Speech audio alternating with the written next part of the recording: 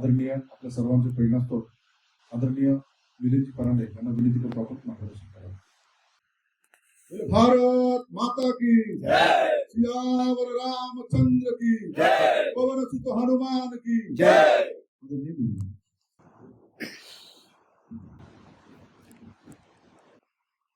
पूज्य हरिभक्तपरायण भरत महाराज जी, आदरणीय डॉक्टर पाटील जी, श्रीमान राजूजी आणि उपस्थित सर्व या नगरातील प्रतिष्ठित बंधू भगिनी आणि कार्यकर्ता बंधू,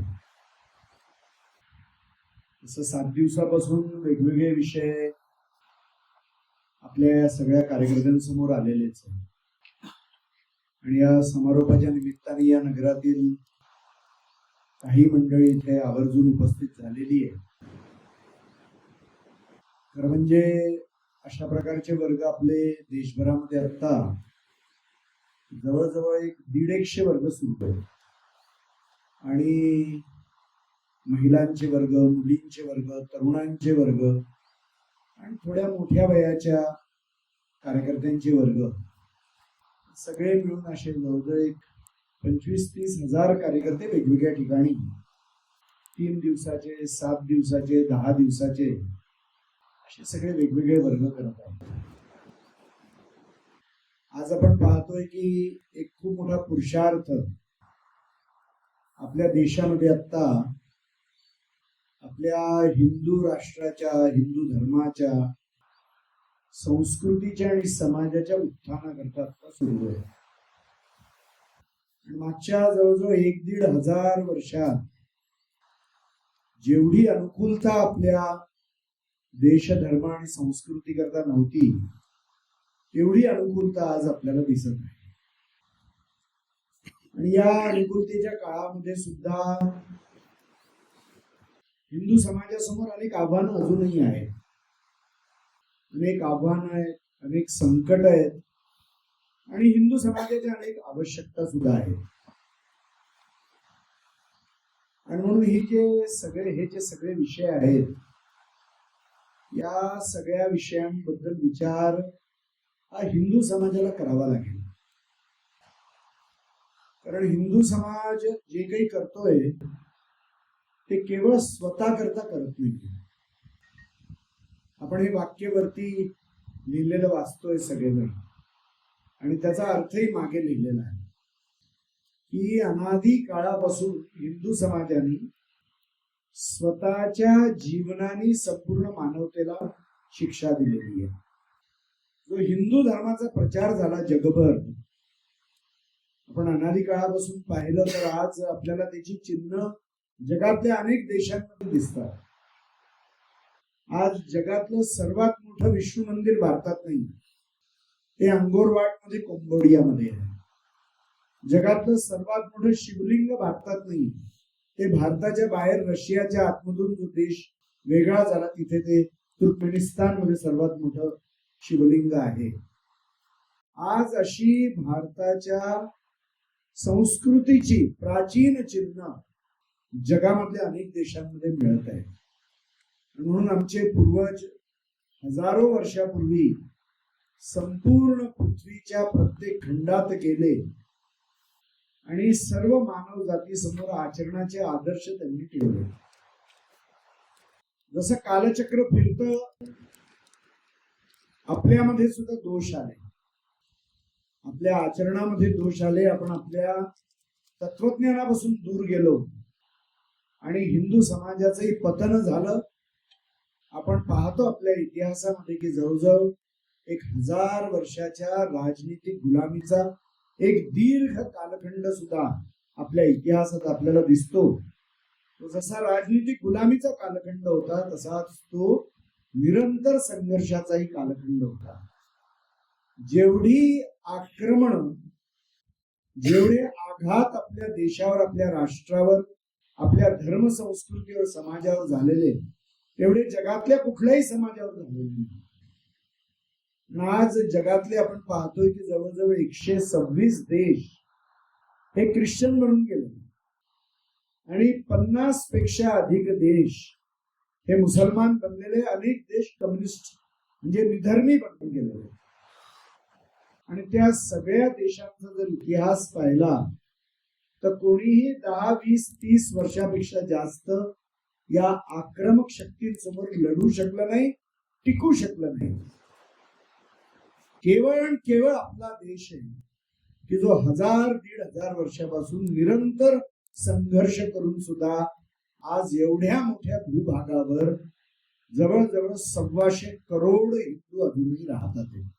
हे कोणाच्या दयेमुळे नाही, जे आपल्या धर्माची आध्यात्मिकता आहे, आपल्या देशाची विशालता आहे, आपल्या समाजाची विशालता आहे, आमच्या पूर्वजांचा पराक्रम आहे, आमच्या साधू संतांची तपश्चर्या आहे आणि आमच्या महिलांनी जो आपल्या घरी आपला धर्म आचरण करून टिकवून ठेवला, अशा विविध कारणांनी आजही आपण हिंदू म्हणून टिकून आहोत. आणि म्हणून योगी अरविंदजी म्हणतात की आपला जो हा धर्म आहे, या धर्माला खरं म्हणजे नाव नाही. आजही आपण काय घोषणा देतो, धर्म की जय आणि अधर्म का नाश, असंच आपण म्हणतो. आणि आपण जेव्हा प्रार्थना करतो, आपण सर्वे भवंतु प्रार्थना करतो, केवळ हिंदूच्या कल्याणाची प्रार्थना नाही करत. आपण संपूर्ण सृष्टीमध्ये जे काही चेतन अचेतन आहे, सजीव निर्जीव आहे, सगळ्याच्या कल्याणाची कल्पना आपण करतो. हे केवळ आणि केवळ हिंदू चिंतनामध्ये आहे. आणि म्हणून योगी अरविंदजी असं म्हणतात की ज्या धर्माला कधी नावच नव्हतं, पूर्ण जग याला हिंदू धर्म म्हणून का ओळखतं, तर अनादी काळापासून या धर्माचं आचरण करून जर कोणी रक्षण केलं असेल तर ते हिंदू समाजाने केलं. कारण धर्माचं रक्षण हे आचरण करून, केवळ त्याच्याबद्दल बोलून नाही. आणि अनादी कालापासून या धर्माचं रक्षण हिंदू समाजाने आचरण करून केलेलं आहे. आणि जेव्हा जेव्हा या धर्मावर संकट आलं, त्याच्याकरता संघर्ष करून, त्याच्याकरता बलिदान करून हिंदू समाजाने याचं रक्षण केलं. म्हणून या धर्माला पूर्ण विश्व हिंदू धर्म म्हणून ओळखतं, सनातन हिंदू धर्म म्हणून ओळखतं. आणि म्हणून आज आपण एवढ्या मोठ्या संख्येमध्ये जेव्हा भारतामध्ये बसलेलो आहोत, तर या धर्माचं रक्षण हे केवळ आपल्या स्वतःकरता, केवळ हिंदू धर्माकरता नाही.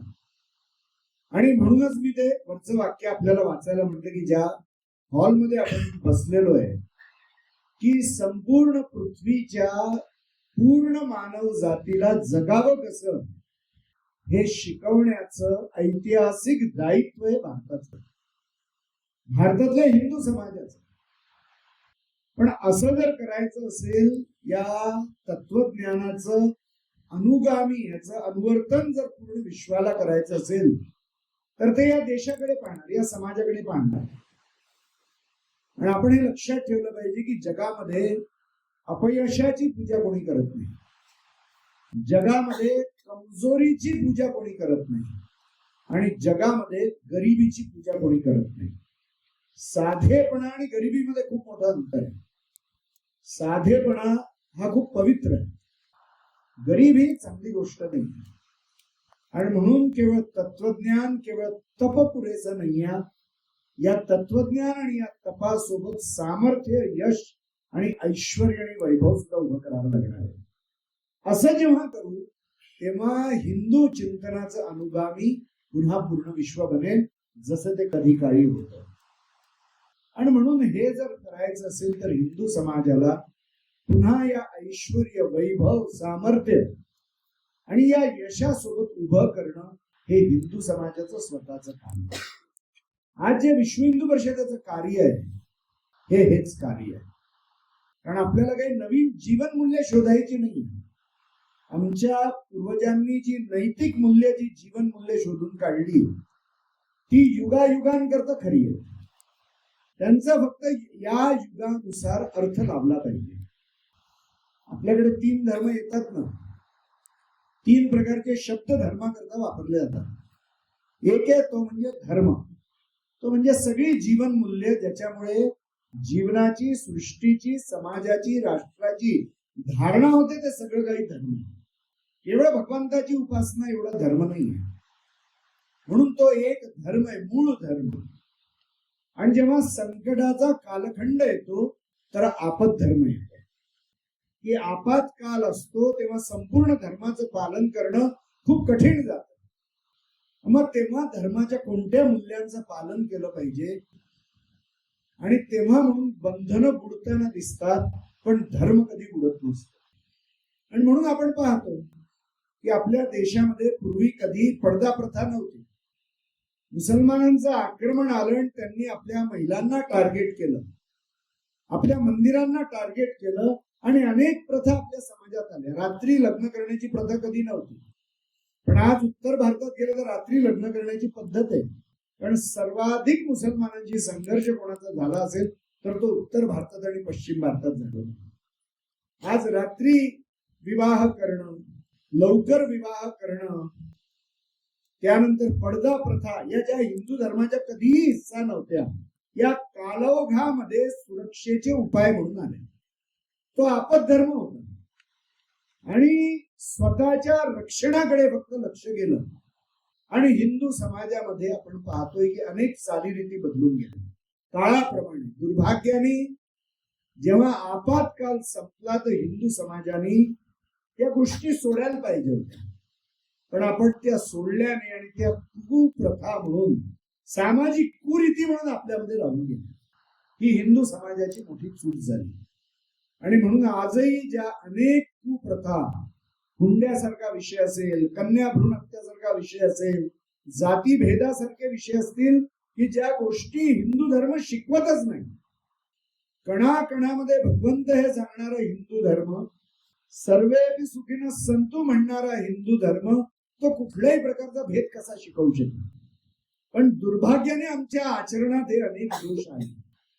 आणि म्हणून आज हिंदू समाजाला या कुरीतींचा त्याग करण्याची आवश्यकता आहे. कारण तो एक आपत धर्म कोणत्या काळात कोणत्या कारणाने आला असेल, तो धर्म नाही.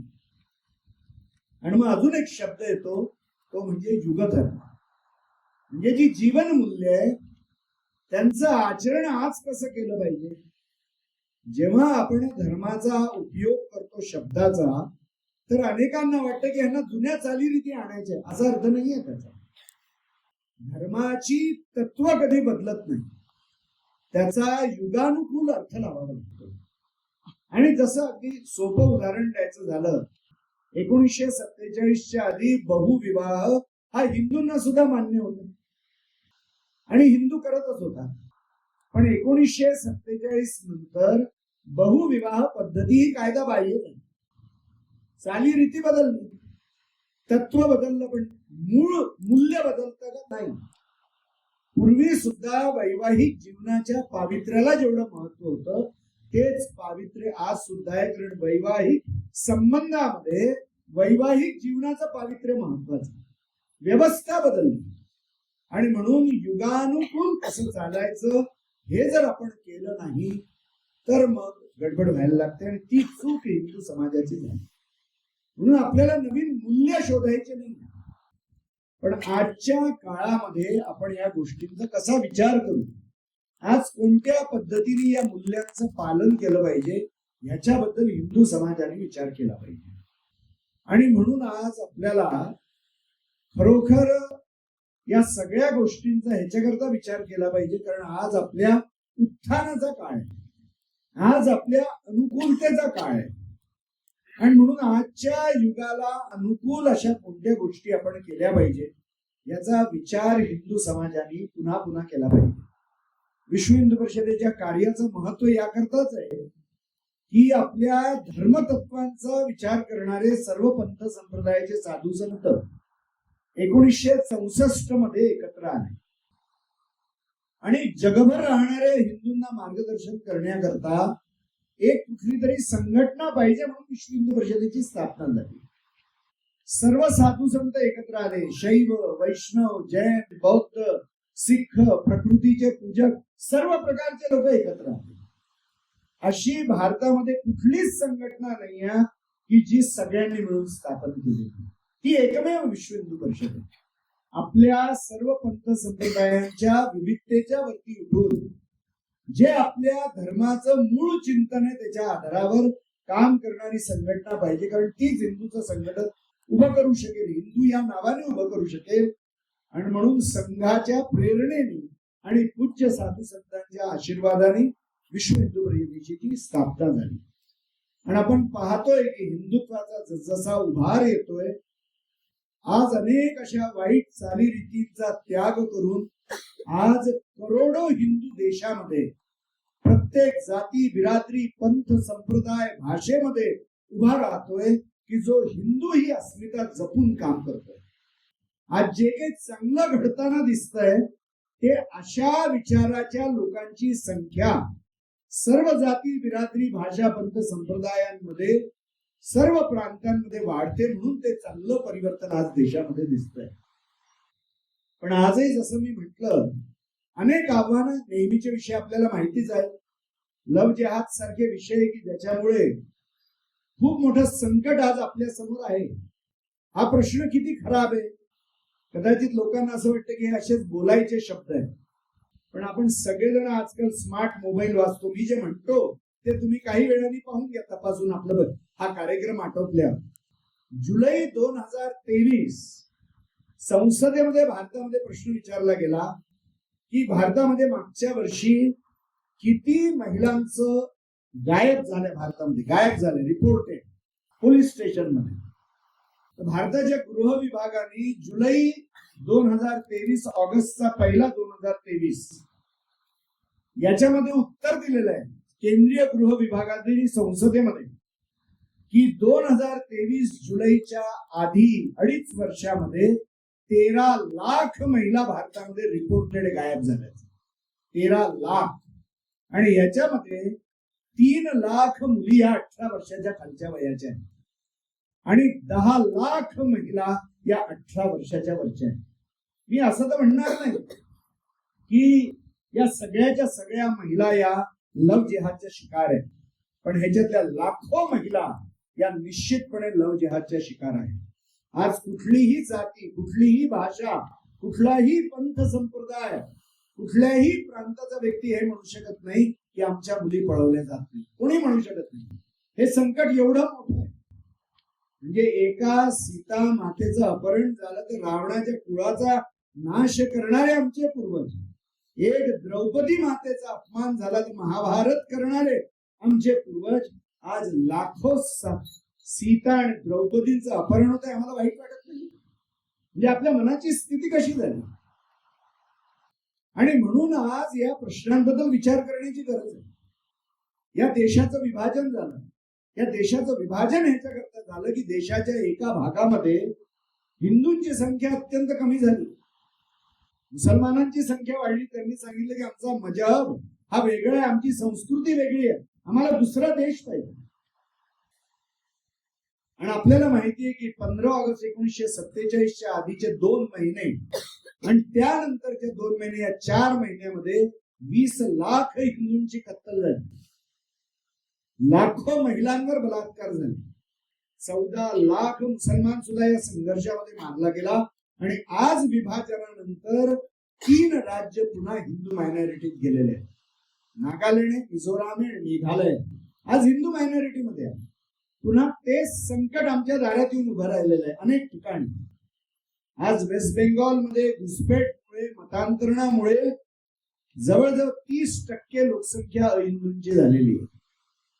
आज जेव्हा ममता बॅनर्जी इलेक्शन हरल्या तर बांगलादेशातला जमातेचा मुस्लिम लीडर म्हणतोय की तुम्ही वेगळा देश घोषित करा.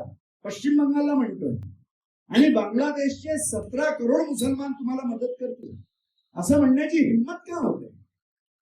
कशा प्रकारचं वातावरण लोकसंख्या बदलल्यावर निर्माण होतं ह्याचं हे आत्ताचं जिवंत उदाहरण या महिन्यातलं. आणि म्हणून या गोष्टीचा विचार केला पाहिजे की हिंदूंची लोकसंख्या आहे की नाही. हिंदुत्वाचं काम करणं म्हणजे कोणाच्या विरोधात काम करणं नाही आहे, पण हिंदूला स्वतःकरता काम करायचाही अधिकार नाही आहे का. आणि म्हणून या गोष्टींचा आपण विचार केला पाहिजे की लव जिहाद सारख्या घटना, मुस्लिम घुसपेट सारख्या घटना, धर्मांतरणासारख्या घटना हे किती मोठं संकट आपल्या अस्तित्वाकरता आहे. आज संपूर्ण विश्वाची गोष्ट हिंदू करतो. आज भारत जेव्हा G20चा अध्यक्ष बनला तर भारताची घोषणा काय होती? One earth, one family, one future. हे आम्हीच म्हटलं ना, दुसरं कोणीच नाही म्हटलं. की संपूर्ण विश्व हा एक परिवार आहे आणि सगळ्यांचं भविष्य एकच आहे. हे म्हणणारं चिंतन केवळ हिंदू चिंतन. दुसरा कुठलाही देश, दुसऱ्या कुठल्याही प्रगत देशांनी जेव्हापासून G20 बनलेला आहे हा विचार ते समोर ठेवू नाही शकले. भारतच ठेवू शकला, कारण भारताचं मूळ विश्व कल्याणामध्ये. हिंदूचं चिंतन करणं म्हणजे कोणाच्या विरोधात बोलणं नाहीये, पण हिंदू हिताच्या तर आड यायचं नाहीये, हा तर विचार करावा लागेल. आणि म्हणून मला वाटतंय की आज हिंदू समाजाने जे प्रश्न आज उभे आहेत त्याच्याबद्दल स्वतः विचार केला पाहिजे. आणि म्हणून 2-3 विषय मी आपल्यासमोर मांडतो आणि माझ्या शब्दांना विराम देतो. आता एक सर्वे झालेला आहे भारतामध्ये, मागच्या वर्षीच झाला 2025 मध्ये.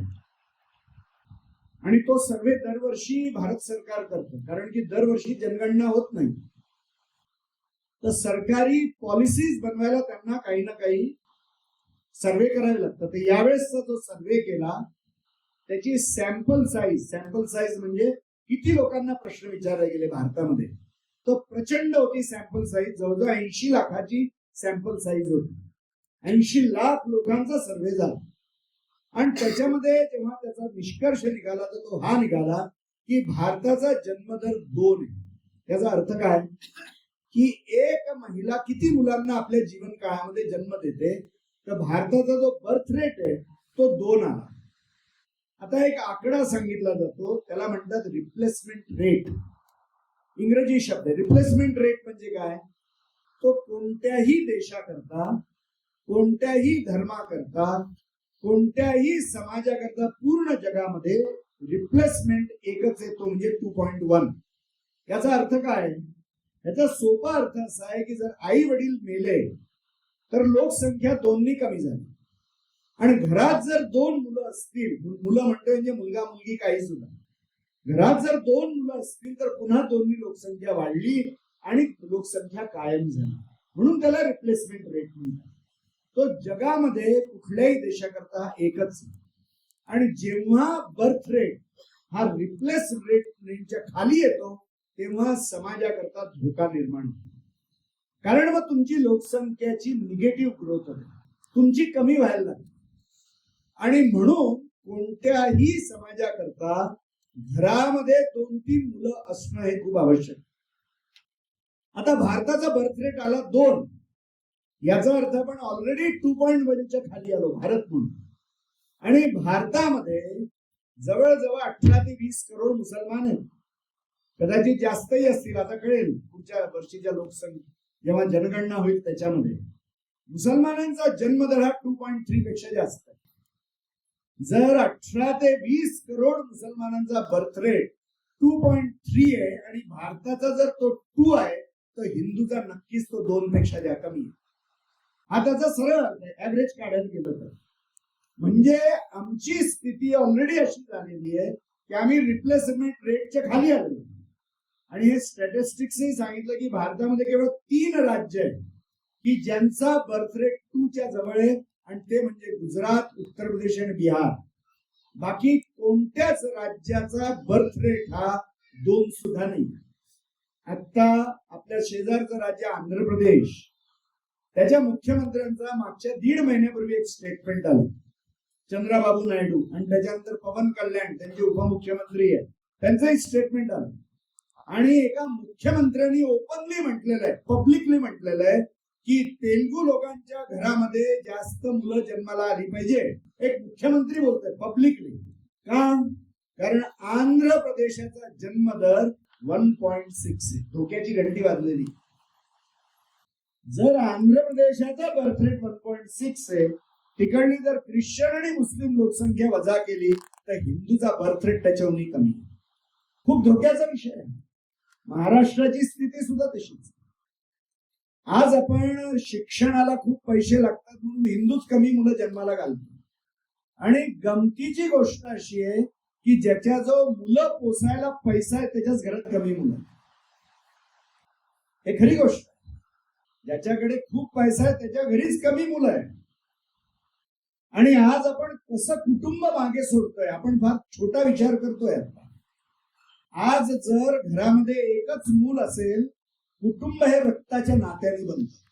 कुटुंबाची व्याख्याच ती. आज आई वडील मेल्यावर तुमचं मूल जर एकच असेल, त्याला एक सुद्धा जगामध्ये रक्ताचा नातेवाईक उरणार नाही, एवढं लक्षात ठेवा. कशा जगामध्ये तुम्ही ठेवताय.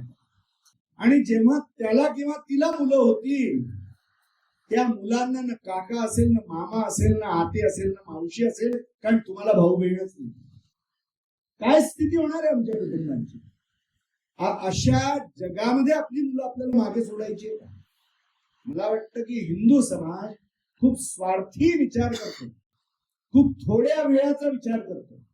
दीर्घकालिक विचार करायची गरज आहे. दुसरी गोष्ट, आज आमच्या मुलांची लग्न 30 आणि 32च्या वयामध्ये होतात. आज मुलींची लग्न 25, 26, 27, 28, 29 मध्ये होतात. आणि जसं वय वाढत जातं, कॉन्सेप्शनचं प्रमाण कमी होत जातं, मुलं होण्याचं प्रमाण कमी होत जातं. आज हिंदूंच्या 100 वर्षामध्ये आता 3 पिढ्या बसतात, हे जास्तीत जास्त. मुसलमानाच्या 5 पिढ्या बसतात, हे दुसरं गणित. आणि म्हणून भारताचं जर स्वरूप टिकवून ठेवायचं असेल, जगाचं स्वरूप बदललंय लक्षात घ्या. भारताचं स्वरूप जर टिकवून ठेवायचं असेल तर हिंदू समाजाला स्वतःच्या घरी 2-3 मुलं असलीच पाहिजे, याचा गंभीरपणे विचार केला पाहिजे. आज सर्वाधिक कमी बर्थ रेट जर कुठल्या समुदायाचा असेल तर तो जैन कम्युनिटीचा आहे, तो केवळ 1.2 आहे. आणि म्हणून आता जैन साधू सुद्धा हा विषय पब्लिकली बोलायला लागलेला आहे. जैन साधू आपल्या प्रवचनांमध्ये की जैन समुदायामध्ये मुलं झाली पाहिजे. जैन विवाहांमध्ये, कारण विवाहच वंशवृद्धी करतात, आज जैन समुदायामध्ये विवाहांमध्ये जी पब्लिक चर्चा केली जाते. आणि हाच मार्ग आहे की प्रत्येक समुदायाच्या नेत्यांनी, जातीच्या नेत्यांनी, संप्रदायाच्या नेत्यांनी आपापल्या प्रभाव क्षेत्रामध्ये याची चर्चा केली पाहिजे की हिंदूच्या घरी 2 ते 3 मुलं असलीच पाहिजे, जर आमच्या भावी पिढ्यांचं आपल्याला भविष्य सुनिश्चित करायचं असेल तर. आणि म्हणून हा एक विषय की ज्याची चिंता हिंदू समाजाने आज केली पाहिजे. दुसरा एक सर्वे आता मागच्या वर्षी झाला भारताच्या 10 मोठ्या शहरांचा. तर लक्षात असं आलं की या 10 शहरांमध्ये ज्या शाळा आहेत, त्या शाळांमधल्या जवळजवळ 8वी ते 10वीच्या 10% मुलं ही ड्रग ऍडिक्ट्स आहेत मोठ्या शहरांमध्ये. मी आता महाराष्ट्रामध्ये उरणच्या प्रवासात गेलेलो होतो. तर उरणच्या प्रवासात गेलो तर काही तरुण मुलं बसली होती, त्यांच्यासोबत बोलत होतो याच्याबद्दल की असा सर्वे आलाय, मोठ्या शहरात असं घडतंय. तर ते म्हणाले, मिलिंदजी आमचं उरण 15-20 हजाराचं गाव आहे, आमच्या इथे ड्रग ऍडिक्शनचा प्रॉब्लेम आहे शाळांना. महाराष्ट्रामधल्या एका किनाऱ्यावरच्या छोट्याशा गावामध्ये आज एस्टिमेटेड भारतामध्ये 6 करोडपेक्षा जास्त ड्रग ऍडिक्ट्स आहेत. भारतामध्ये, भारताच्या पूर्वेला ज्याला म्हणतात गोल्डन ट्रायंगल म्हणून एक समूह आहे देशांचा, थायलंड, बर्मा म्हणजे म्यानमार आणि लाओस, हे तिन्ही देश ड्रग प्रोड्युसिंग देश आहेत. आणि भारताच्या पश्चिमेला 3 देश अजून आहे, ते तिन्ही देश मुसलमान असल्यामुळे त्यांना क्रेसेंट म्हणतात, गोल्डन क्रेसेंट. पाकिस्तान, अफगाणिस्तान आणि इराण हे सुद्धा ड्रग प्रोड्युसिंग देश आहेत. भारत या गोल्डन क्रेसेंट आणि गोल्डन ट्रायंगलच्या मध्ये बसलेला आहे. आणि ड्रग्सचे मार्ग आणि यांचं गंतव्य, डेस्टिनेशन हे भारत. आणि भारतामध्ये फार्मास्युटिकल इंडस्ट्री एवढी चांगली आहे की इथे अंडरग्राऊंड लॅब्स आहेत, इलिगल लॅब्स. त्या टेक्नॉलॉजीचा उपयोग करून, आणि ज्याला आज पार्टी ड्रग्स किंवा सिंथेटिक किंवा लक्झरी ड्रग्स म्हणतात, ते प्रोड्यूस होतात भारतामध्ये. आणि एक इंटरनॅशनल नेटवर्क या ड्रग प्रोडक्शनचं भारतामध्ये आहे. आणि एक जबरदस्त आक्रमण आपल्या युवा पिढीवर होतं. आणि केवळ मोठ्या शहरांमध्ये नाही तर सर्व सीमावर्ती राज्यांमध्ये. भारताला जवळजवळ 22,500 किलोमीटरची सीमा आहे. 15,000 पेक्षा जास्त आपली जमिनी सीमा आहे आणि 7,000 पेक्षा जास्त आपली किलोमीटर ही समुद्री सीमा आहे. प्रचंड स्मगलिंग या सर्व बाजूनी हे होत असतं. हे आपल्या देशाकरता खूप मोठं संकट आहे. विश्व हिंदू परिषदेचे दोन्ही युवा बजरंग दल आणि दुर्गाबाईंनी आपण मागच्या 4-5 महिन्यापासून हा विषय आपण हातात घेतलेला आहे आणि मागच्या 1.5 महिन्यामध्ये आपण असे जवळजवळ 6,500 कार्यक्रम केलेले देशामध्ये आणि लाखो युवकांसमोर हा विषय मांडलेला आहे. साधू संत, मोठमोठे खेळाडू, मोठमोठे पोलिसांचे अधिकारी, नार्कोटिक्स विभागाचे अधिकारी यांना घेऊन हा विषय समजावून लाखो युवक आणि युवतींना आपण शपथ देतोय की तुम्ही ड्रग्जला स्पर्श करणार नाही. एक खूप मोठं जागरण करण्याची गरज आहे आणि आपापल्या घरांमध्ये लक्ष देण्याची गरज आहे की आमच्या घरात तर ही समस्या शिरलेली नाहीये. आज तिसरा विषय जो येतोय, आता मी सोलापूरहून येतोय, कालच इथे सोलापूरहून आलो, काही वकिलांसोबत बसलो होतो, तर त्यांना विचारलं की सोलापूरच्या फॅमिली कोर्टात किती केसेस येतात, सर्वात जास्त केसेस कोणत्या कोर्टात येतात, ते म्हणून फॅमिली कोर्टात. आणि दरवर्षी 3,500पेक्षा जास्त फॅमिली कोर्टामध्ये नव्या केसेस येतात. मी आता साताऱ्यालाही होतो, साताऱ्याला विचारलं, त्यांनी असाच आकडा सांगितला की 3,000-3,500 नवीन केसेस फॅमिली कोर्टात येतात. हे सगळे समस्या परिवाराच्या समस्या आहेत. कोल्हापुरात विचारलं, कोल्हापूर एवढा ऑर्थोडॉक्स जिल्हा, पण त्या जिल्ह्यामध्ये सुद्धा 2,500पेक्षा जास्त केसेस दरवर्षी येतात. मी दिल्लीत होतो, दिल्लीमध्ये 23,000पेक्षा जास्त केसेस एका शहरामध्ये. आज जर आपण पूर्ण भारताचा विचार केला तर प्रत्येक जिल्ह्यामध्ये ही स्थिती, आमच्या कुटुंबाची स्थिती काय बनलेली, म्हणजे 7 पावलं आम्ही जी घेतो, 7 फेरे मारतो, सप्तपदी करतो, ती कशा करता करतो की 7 जन्माचा निभवायचं हे नातं आज 7 वर्ष सुद्धा निभावणं कठीण जात आहे लोकांना. आमच्या घरच्या संस्कारांना काय झालं, आज आपण घरी केवळ करिअर आणि पैशाच्या गोष्टी करतो. चांगलं हिंदू, चांगलं नागरिक, चांगलं मनुष्य कसं बनावं याची विचार करायला आपल्याला फुरसत आहे का? आज आमच्या मुलांना आमचं गोत्र तरी माहितीये का? प्रत्येकाला गोत्र. आमच्या मुलांना आमचं गोत्र माहितीये का? आमची कुलदेवता माहितीये का? आमचा कुळाचार माहितीये का? आमची कुलदेवी माहितीये का?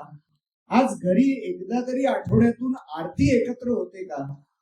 किती वेळा आम्ही एकत्र जेवायला बसतो? लहान मुलं मोबाईल पाहत पाहत किती जेवतात? लहान मूल रडतंय, आईलाही मोबाईल पाहायचाय, ती पोरालाही मोबाईल दे, रडू नको खा, असं घडतंय का? आणि म्हणून मला वाटतं की आपल्या घरी पैसा तर वाढत चाललेला आहे, पण संस्काराचं खूप मोठं क्षरण होत आहे. आणि म्हणून या गोष्टींचा विचार हिंदू समाजाने करण्याची गरज आहे की माझं हिंदूपण, माझी हिंदू अस्मिता, ही अस्मिता खूप महत्वाची आहे. आपले कार्यकर्ते जेव्हा उत्तर पूर्व भागामध्ये, म्हणजे ज्याला नॉर्थ ईस्ट, आसाम वगैरे या क्षेत्रात 50-60 वर्षापूर्वी काम करायला गेले, तर तिकडे ऑलरेडी नागालँड, मिझोराम, मेघालय सारखी राज्य ख्रिश्चन बहुल होत गेली होती. पण आसाम मध्ये 2 जनजाती होत्या ज्या ख्रिश्चन नव्हत्या बनल्या. त्याच्यातली एक होती कार्बी आणि दुसरी होती दिमासा. 2 जनजाती आहेत, 2 ट्रायबल रिजन्स. तर आपल्या कार्यकर्त्यांनी विचारलं, अरे पूर्ण राज्य ख्रिश्चन होतं, ते तुम्ही का नाही झाला? तर ते म्हणाले, आम्ही कसे होणार? आपण म्हटलं, का नाही होणार बा तुम्ही? तर दिमासा लोक म्हणाले की आम्ही कसे ख्रिश्चन बनू, आम्ही तर पांडवांचे वंशज आहोत. आपल्या कार्यकर्त्यांना आश्चर्य वाटलं, तुम्ही केव्हा पांडवाचे वंशज झाले? तुम्ही इतक्या दूर आसाम मध्ये राहता, तुम्ही पांडवांचे वंशज कसे झाले? तर दिमासा लोकांनी सांगितलं की आम्ही भीमाचे म्हणजे घटोत्कचाचे वंशज आहोत. आमची आई हिडिंबा ही दिमासा समुदायाची, म्हणून आम्ही पांडवांचे वंशज आहे. आणि जेव्हा राज्य ख्रिश्चन बनून गेली, तेव्हा केवळ आम्ही पांडवांचे वंशज आहोत, आम्ही हिंदू आहोत, या एका अस्मितेने त्यांचं रक्षण केलं. अस्मिता खूप महत्वाची आहे. कार्बी लोकांना विचारलं, तुम्ही का नाही झाले ख्रिश्चन? तर ते म्हणाले, आम्ही कसे बनू? सीता माला शोधायला पूर्वेकडे जे सुग्रीवानी सेना पाठवली ते आम्ही आहोत. सुग्रीवानी हे सांगितलं होतं की 1 महिन्यात सीता मातेला शोधा, अपयशी झाले आणि उशिरा आले तर दंड दे. यांना उशिरी झाला आणि 1 महिन्यात परत आले नाही. आम्ही गेलोच नाही म्हणे, कारण सुग्रीव मोठा कठोर राजा होता. तर जेव्हा आम्ही रामाशी जुळलेले आहोत, आम्ही कसे ख्रिश्चन करू? ही अस्मिता आहे. म्हणून आज आपल्या अस्मितेचं रक्षण, आम्ही कोण आहोत? आज दुर्भाग्याने समाजामध्ये अशा शक्ती जागृत झालेल्या आहेत की जी आमची अस्मिता, आमची ओळख छोटी करू इच्छितात.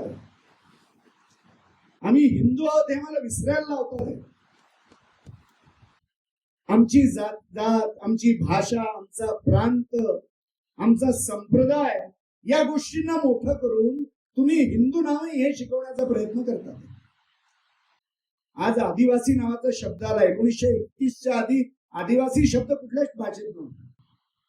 कसं काय आला? आणि जर आदिवासी हिंदू नाहीत आणि बाकी सगळ्या जाती जर बाहेरून आल्या, तर रामरायांच्या वेळेस शबरी माता कशी काय होती आणि शबरी मातेच्या वेळेस रामराया कसे होते? लाखो वर्षापूर्वी होते ना, दोघेही होते. हजारो वर्षापूर्वी सुद्धा होते आणि लाखो वर्षापूर्वी सुद्धा होते.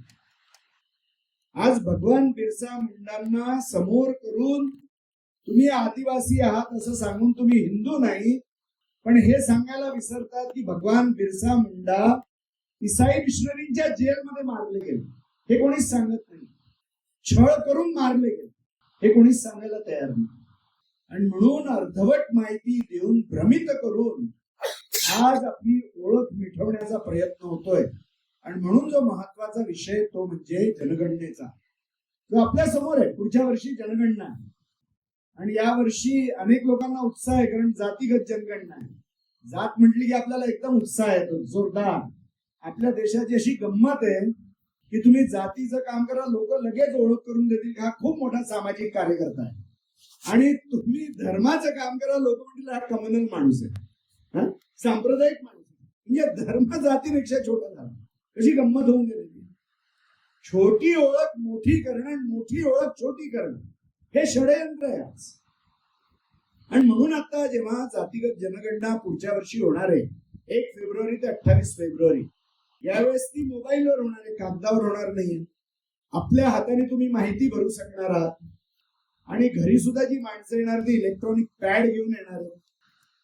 आणि म्हणून आज आपण पाहतोय की खूप मोठा प्रयत्न हिंदू विरोधी शक्तींचा सुरू आहे की हिंदूंनी हिंदू लिहायचं नाही. जे भारतात चालू आहे, गमतीची गोष्ट सांगतो, हीच गोष्ट नेपाळमध्ये सुरू आहे. आता मी नेपाळच्या प्रवासातून आलो. नेपाळमध्ये एक जनजाती समुदाय, त्याचं नाव आहे किरात. मोठी जनसंख्या आहे, काही लाखांची. आता किरात लोकांना नेपाळमध्ये असं समजवलं जात आहे की तुम्ही हिंदू सुद्धा नाही आणि तुम्ही नेपाळी सुद्धा नाही, तुम्ही मंगोलियाचे आहात. आणि म्हणून आता त्यांची एक उग्रवादी संघटना तिथे कम्युनिस्टांनी आणि ख्रिश्चन मिशनऱ्यांनी उभी केलेली आहे ना. त्यांची एक आर्मी उभी केलेली आहे आणि ती संघर्ष करते. आता तुम्ही जर महाराजांनी महाभारताची कथा सांगितली, महाभारतामध्ये अजून एक कथा आहे अर्जुनाची की पशुपतास्त्राकरता जेव्हा तो साधना करायला अर्जुनजी गेले आणि भगवंतानी जेव्हा पशुपतास्त्र देण्याच्या आधी त्यांना दर्शन दिलं, एक युद्ध झालेलं आहे भगवान शंकरांसोबत आणि ते दर्शन भगवंताचं किरात वेशात. तर महाभारतात सुद्धा याचा उल्लेख, भगवंत त्या वेशात प्रकट झाले. आजही आपण जर गेलो नेपाळमध्ये तर काठमांडूमध्ये एक महादेवाचं मंदिर आहे, किरातेश्वर महादेव. हे सगळं असताना आज असं समजलं जातं की किरात हिंदू नाही. अरे 5000 वर्षापूर्वी दुसरं होतं कोण? कोणीच नव्हतं. हिंदूच हिंदू. पण आज अशा प्रकारे बुद्धिभेद करण्याचा प्रयत्न अनेक ठिकाणी चालू आहे. आणि म्हणून आज मला जातीबद्दल काहीच बोलायचं नाही. ज्याला जे लिहायचं ते लिहा, आपली जात जिथे लिहायची तिथे लिहा. पण तिथे जो धर्माचा कॉलम आहे, जो कोणी बौद्ध असेल त्यांनी बौद्ध लिहावं, जो कोणी जैन असेल त्यांनी जैन लिहावं, जो कोणी शीख असेल त्यांनी शीख लिहावं, जो कोणी हिंदू आहे त्यांनी हिंदू लिहावं. तिथे अजून एक कॉलम आहे अन्य नावाचा. तर काही लोकांना असं शिकवलं जातंय की हिंदू नाही लिहायचं. तुम्ही जसं जनजाती समाजाला सांगितलं जातं तुम्ही हिंदू नाही लिहायचं, तुम्ही अन्य मध्ये लिहा. आणि दुर्भाग्याने आपल्याकडे सुद्धा लिंगायत समुदायाचे लोक राहतात. त्यांनाही हे समजवलं जातं की तुम्ही लिंगायत लिहा, पण हिंदू नाही लिहायचं, अन्य खाली लिहा. खूप मोठा अपप्रचार चालू आहे. अनेक वीरशैव लिंगायत समुदायाचे साधू लोकांना समजवण्याचा प्रयत्न करतात हे चुकीचं आहे. आपण हिंदूच लिहिलं पाहिजे. पण काही राजनेते आहेत, काही जणांचे स्वतःचे स्वार्थ आहे की ज्यांना हिंदू मध्येच भांडण लावायचं. आणि ह्याचा परिणाम होतोय की अनेक जण आता बैठका घेऊन सोशल मीडियावर काही काही लिहितात. आज ह्या विचार, अरे लोक असं समजवतात की तुम्ही शंकराची पूजा करा पण गणपतीची पूजा करायची नाही. किती विचित्र गोष्ट. म्हणजे कशा प्रकारे बुद्धिभेद करण्याचा विषय सुरू. आणि म्हणून खूप सावध राहण्याची गरज आहे हिंदू समाजात. अनेक प्रयत्न सुरू आहे बुद्धिभेद करण्याचे. आणि म्हणून हिंदूंनी आपले विविध संप्रदाय, अरे हिंदू घरामध्ये नास्तिक सुद्धा राहू शकतो, काही प्रॉब्लेम नाही. आमच्याकडे ते सुद्धा मान्य आहे. एवढं मोठेपण कोणता धर्म विचार देऊ शकतो, कोणताच धर्म विचार देऊ शकत नाही. आणि म्हणून या कुठल्याही अपप्रचाराला बळी न पडता जी आपली जात लिहायची ती लिहावी. पण जनगणनेमध्ये हिंदू, जैन, बौद्ध, शीख ह्याच्यामध्येच नाव लिहिलं पाहिजे, जो जे काही असेल तो. खरं म्हणजे संविधान सुद्धा सांगतं की हे सगळं काही एकच आहे. हे आपलं भारताचं संविधान सांगतं. भारतात आलेल्या सर्व ज्या आध्यात्मिक परंपरा आहेत त्या एकच आहे, हे भारत सांगतं. आपलं संविधान सुद्धा हेच सांगतं. आणि म्हणून हे जे अनेक विषय आता आपल्या आजूबाजूला सुरू आहेत त्याच्याकडे हिंदू समाजाने खूप अलर्ट राहिलं पाहिजे, खूप सजग राहिलं पाहिजे. आणि कुठल्याही अपप्रचाराला बळी पडू नये. आपण हिंदू आहोत म्हणून जनगणनेमध्ये आपल्याला हिंदूच लिहिलं पाहिजे. आम्ही ज्या जातीचे, समुदायाचे, आम्ही ज्या पंथ संप्रदायाचे आहोत, आपल्या पंथ संप्रदायात, आपल्या समुदायांमध्ये, आपल्या नोकरीच्या ठिकाणी, आपल्या नातेवाईकांमध्ये, आपल्या मित्रांमध्ये, जिथे आपण नोकरी व्यवसाय करतो तिथे सगळ्यांशी सतत हा विषय बोलला पाहिजे. कारण अपप्रचार सतत चालू आहे, बुद्धी बिघडवण्याची कामं सतत चालू आहे. आणि म्हणून आम्ही हिंदू आहोत आणि हे हिंदू असणं हे, कारण जनगणना महत्वाची, कारण हा रेकॉर्ड आपल्या नावासकट आपण जे लिहू ते नोंदलं जाणार आहे. आणि हा नॅशनल रेकॉर्ड असल्यामुळे खूप मोठी धोक्याची वेळ आहे जिथे पाय घसरू शकतो. आणि म्हणून हिंदू समाजाने खूप महत्व देऊन या विषयाकडे लक्ष दिलं पाहिजे. मला वाटतं की आपण सगळेजण इथे आपल्या देशात धर्माचे स्वाभिमानी लोक बसलेलो आहोत, आपल्या हिंदू संस्कृतीचे स्वाभिमानी लोक बसलो आहोत. आपण पहिले हिंदू आहोत आणि बाकी सगळं काही. मी डॉक्टर असेल, शिक्षक असेल, मी पोलीस असेल, मिलिटरीवाला असेल, मी गृहिणी असेल, मी नोकर असेल, मी शेतकरी असेल, मी कोणी असेल, मी पहिले हिंदू आहे मग सगळं काही. हे विसरता कामा नाही. असं जर झालं तर मग काही धोका नाही आहे. आणि मला वाटतं की आपण एक संकल्प करावा, कारण हा अनुकूल काळ आहे आणि हिंदू समाजाला विश्वाकरता देण्याकरता खूप आहे. पण त्या स्थितीत जर आपण यायचं असेल तर हिंदू समाज हा निर्दोष बनला पाहिजे, संघटित बनला पाहिजे, एकात्म बनला पाहिजे आणि सर्व सामाजिक कुरीतीपासून, विषमतेपासून मुक्त बनला पाहिजे. हे कुठली एक संघटना करू शकत नाही. प्रत्येक हिंदूला आपल्या धर्माचं कार्यकर्ता बनण्याची आवश्यकता आहे. आणि म्हणून जर हा भाव आपण डोळ्यासमोर ठेवू तर मला वाटतं की या सगळ्या संकटांना पार करून हिंदूला जे परमवैभवशाली बनून विश्वाला मार्गदर्शन करायचं, त्या भूमिकेत आपला राष्ट्र, आपला देश, आपला समाज, आपली धर्मसंस्कृती ही येऊ शकेल. म्हणून ज्या वस्तीत मी राहतो, ज्या गावात मी राहतो, त्या गावामध्ये एकही मुलीचं लव्ह जिहाद शिकार होणार नाही, एकही हिंदू इसाईचा बळी चढणार नाही, एकही गाय कसायला विकली जाणार नाही आणि आमची ओळख हिंदू कायम राहील. ह्याच्याबद्दल आपण सगळ्यांनी अत्यंत सजग राहावं आणि हिंदू धर्माचा गौरव वाढवण्याकरता आपण सगळ्यांनी मिळून प्रयत्न करावा. अनंत कालापासून हिंदू समाजाने हे कार्य केलंय. आज ही जबाबदारी आपल्या खांद्यावर आहे. त्याचं भान ठेवून आपण जगावं. भगवंत आपल्याला ती शक्ती आणि बुद्धी देव हीच माझी प्रार्थना आहे. जय श्रीराम.